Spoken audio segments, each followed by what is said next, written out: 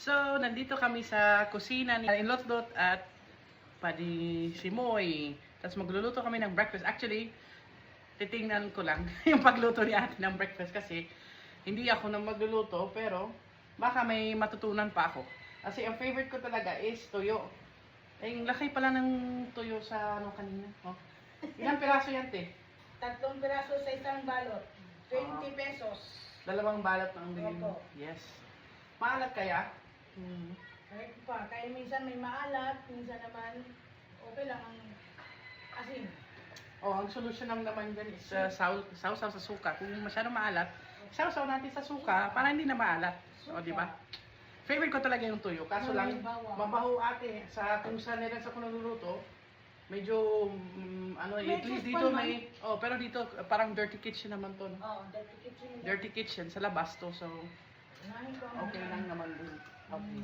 Si Ate Mayra, matagal ko na talaga siya kilala. From 2006 ata, first time ko umuwi na kasama ko yung panganay ko, si Reyna.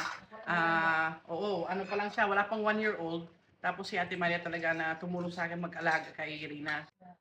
Hanggang na yun, 2026 na. So more than mga 20 years na kami, kung nauwi ako sa Pilipinas, kasama ko talaga si Ate Mayra, pati sa Manila, kasama din siya.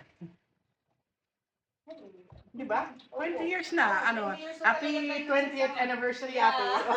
Mailan na tayo. Maiyan ng duro. Mailan na tayo talaga. Tapos magka-birthday pa kami. March 17 ako, March 17 din siya. Iba lang yung birth year. Si ate, 1973, ako naman 1983. Pero masasabi mo ate na parehas tayo ng ugali or hindi naman? May nagkakapareho. Meron kang inaayawan, meron din ako, meron namang parang mga kuha natin. Pero alam ko talaga, nagkakapareho tayo eh. Parehas tayo mabait. Mabait, pag ka mabait. Di ba? Pero parang niloloko ka, siyempre magagalit ka. Siyempre. Pero overall, mabait naman talaga kami. Hindi tayo kulipot. Hindi. Basta meron lang, mapagbigay. Siyempre, kung wala ka, paano ka makapag-share? Kung wala ka naman din. Tama. Pag sabi pa nila, share your blessing. Share your blessings. Ano naman technique ito ng kuan pag prito tuyo ate? Ano lang, yan, tututuin ka lang. Ano ba? Di ko karoy nga matatanggal ito na makikita mo iya kuan na tanan, pero ito diri nga open hiya ba? Tanan tunog ng kuan. Kung ano, Para madali la. Madali man na, hindi naman kailangan matagal.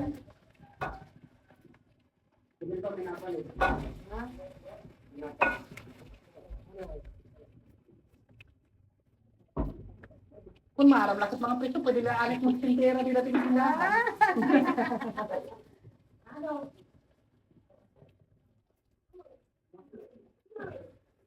Ito, hindi lang masyadong patatagalin ang pagkuhan.